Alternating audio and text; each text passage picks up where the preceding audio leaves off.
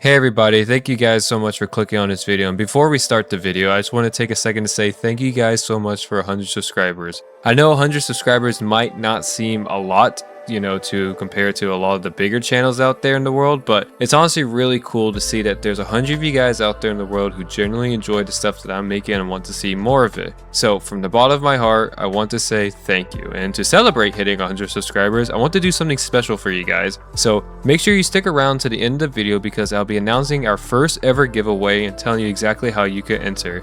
And with that being said, let's get to the video. When you're grieving and somebody tells you it gets better, sometimes what you feel isn't gratitude at all. It's something much closer to anger because part of you doesn't actually want it to get better.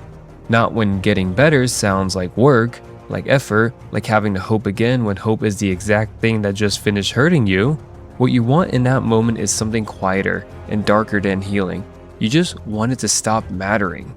You want the whole aching machinery of caring about anything to finally wind down and go still.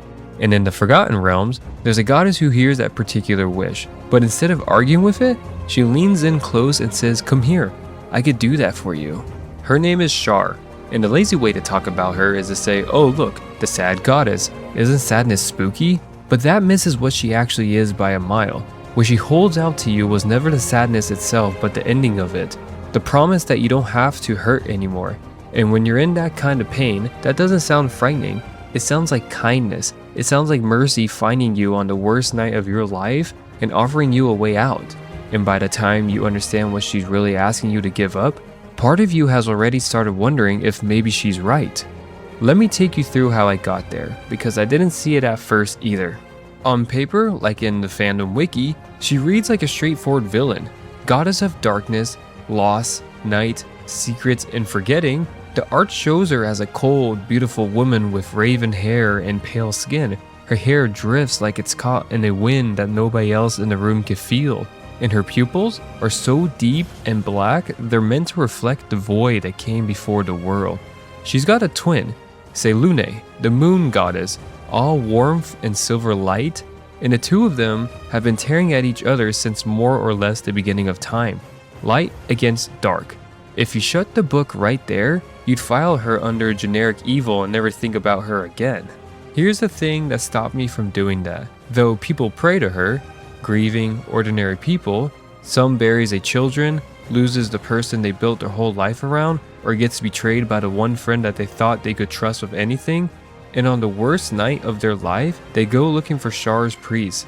Because there's this belief woven through Faerun that if you're carrying something too heavy to keep holding, the Lady of Loss will reach out and take it from you.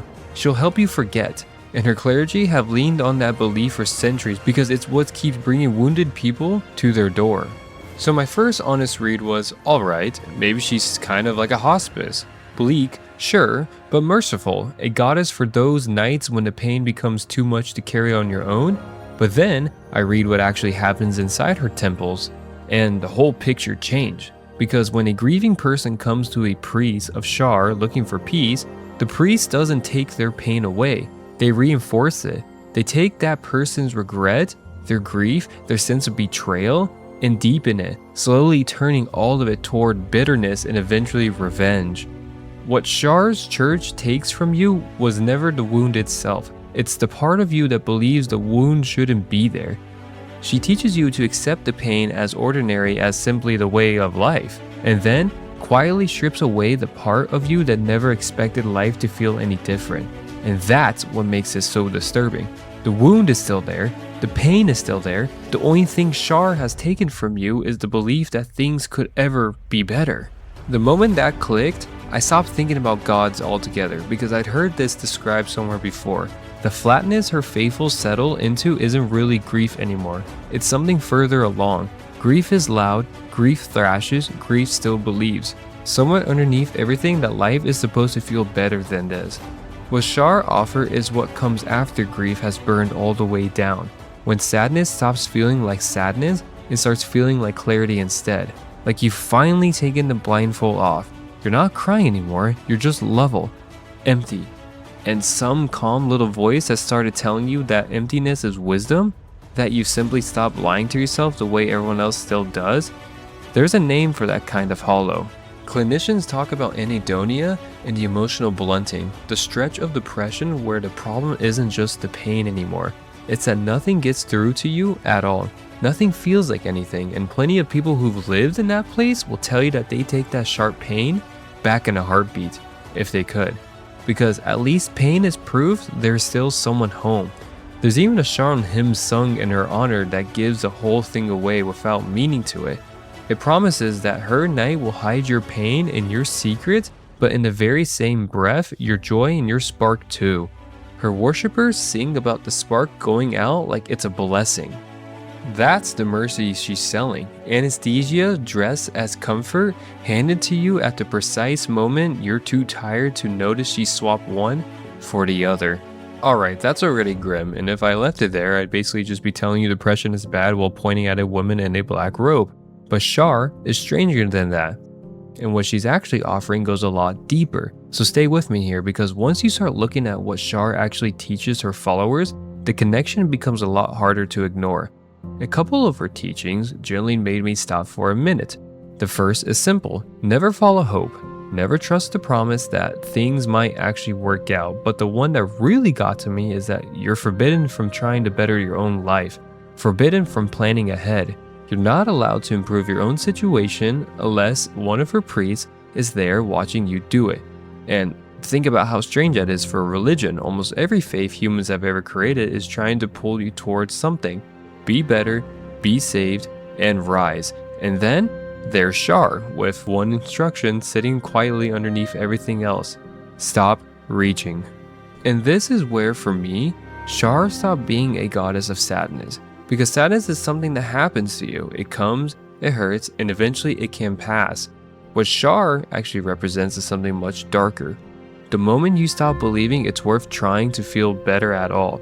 She's not the goddess of feeling hopeless. She's a goddess of giving into it. There's actually a piece of psychology that fits almost perfectly with that commandment. Martin Seligman called it learned helplessness. When someone experiences enough pain, they can't escape. Eventually they stop trying to escape it, even when escape becomes possible. And what researchers later found makes Shar's teaching even more disturbing. Giving up comes easily. What has to be learned and protected is the belief that what you do can actually change something. And that's exactly what Shar's dogma takes away, because if you never let yourself hope, nothing can ever disappoint you again. And to someone who's already been hurt more than they thought they could survive, that can start to feel almost reasonable. Make your life smaller, expect less, stop reaching for anything that could hurt you again. Shar takes that smallest, most defeated version of a life and makes it look like a wisdom. And right about here, I thought I finally had her. And I was wrong, because, of course, there is another turn. I keep saying a Shar takes away your pain, but the truth is the pain never actually leaves. Look past the obvious darkness and night in her portfolio, and you start finding something much more specific. Pain hidden but never forgotten, bitterness carefully nurtured, revenge for wounds that happened long ago. Those aren't the marks of a goddess who wants you to let go. They're the marks of a goddess who wants you to hold on. Her clergy prove it every night through a ritual called the Nightfall, where her followers gather in darkness and leave even more tightly bound to the grudges they came in carrying. And when you really look at that, what Shar offers isn't mercy at all. It's like a museum, a sealed dark room where the worst thing that ever happened to you is placed behind glass so that it can never fade, where every wound is preserved, every grudge is fed, until someone that once hurt you becomes a betrayal you're willing to carry for the rest of your life. And I think you already know that voice, don't you? Anybody who spent real time in the dark knows it. It's the voice that swears it's the only honest thing in the room. The one that tells you hope is the lie and despair is the truth. That everyone out there still smiling is just too naive to see the world as clearly as you do. Shar is that exact voice, except somebody handed it to a throne, a congregation, and 10,000 years to perfect its argument. And after long enough, it doesn't sound like someone weeping in the dark anymore. It sounds calm, reasonable, completely convincing, because that's what depression can sound like when it's almost at the most dangerous stage. Not a voice screaming that everything is hopeless, but the voice of the smartest, steadiest person you know quietly, explaining why hope never made sense in the first place. Which raises the question I've been circling the whole time. Where does a goddess like this even come from? To understand that, you have to go all the way back to the beginning where there was only a perfect, seamless, silent nothing. Then, creation happened, and from it came two sisters, Selûne, who became the light, and Shar, who became the darkness. But Shar has never forgotten what existed before them. She remembers the void, she remembers the quiet, and everything she has done since. The endless war with her sister, every dark thing carried out in her name, has been driven by a longing to return to that perfect stillness, back to a time before anything existed, when there was nothing to care about, nothing to hurt, and most importantly, nothing that could ever be lost. So what does that actually make her? She's the Lady of Loss, and the very first thing she ever lost, the one loss she's never been able to let go of, was non-existence itself. And that's when the whole thing starts to make sense. Shar is carrying the same exact wound she keeps offering to cure in everyone else. She was never the physician in the story. She was always the sickest patient in the ward, wandering the halls in a borrowed white coat. And everything she's ever offered another soul, the numbness, the forgetting, the permission to give up, the slow pullback into the dark, was never really a cure. It's Shar trying to hand her own sickness to someone else, because if she can convince enough people to feel the same way she does, then maybe she doesn't have to be alone in it anymore. Her final goal has nothing to do with winning or ruling over anything. She wants to unmake all of it, to snuff out every last star, every last living thing, and drag reality back into the silent nothing she's never stopped missing. And once you strip away the cosmic scale, there's something painfully human underneath it. It's the logic of despair carried all the way to its final conclusion. If nothing exists, nothing could hurt. If I could just feel nothing, then nothing could reach me. And if there was nothing at all, none of this would matter anymore. And maybe at the very end of everything, that would finally feel like peace. And that's what Shar has really been offering this entire time. Behind the beautiful woman with the void in her eyes was never evil just for the sake of being evil. It was a goddess so hurt, so deeply, that she came to believe the only real cure for pain was to stop existing altogether. And she spent eternity ever since, patiently and gently trying to convince everyone else to believe in the same thing.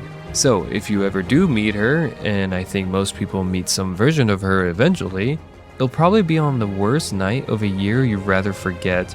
And she won't come wearing the face of a monster. She'll come wearing the face of relief, a calm, reasonable voice at your shoulder telling you that you're allowed to put it all down now, that you can stop hoping, stop trying, that maybe none of it ever really mattered anyway. And she will be so gentle when she says it. Which is why the bravest thing a person can do, the one thing Shar's entire faith exists to forbid, turns out to be something incredibly small and stubborn. It's to keep believing that maybe things can be different. To leave one light burning, the same light her sister Selûne has never stopped bearing. To keep hoping, even when you don't have a good reason to. Because in the end, hope was the only thing the Lady of Loss could never find herself. And it's the one thing she can never take from you unless you choose to give it up. Thank you so much for watching, and if you enjoyed the video, please consider leaving a like and subscribing to the channel. And if you want to see more D&D videos like this, please check out the rest of the channel. Thank you. If you made it all the way to the end of this video, first of all, thank you so much for watching. I really hope you did enjoy watching the video. And like I promised at the beginning of the video, to celebrate hitting 100 subscribers, I wanted to give something back to you guys. So I'm going to be giving one of you guys any standard Dungeons & Dragons 5th edition book of your choice. Whether there's an adventure you've been wanting to run, a source book you've had your eye on for a while, or you just want to add another book to your collection, the winner gets to choose. So, to enter, make sure you like the video, subscribe to the channel, and most importantly, leave a comment down below telling me anything, whether you like the video, or you just want to say hi, or if there's a D&D book you want. I'll pick a random comment later in the week, and I'll reach out to you personally. Again, thank you guys so much for getting the channel to 100 subscribers. It genuinely does mean a lot to me. Good luck, and I'll see you guys in the next one.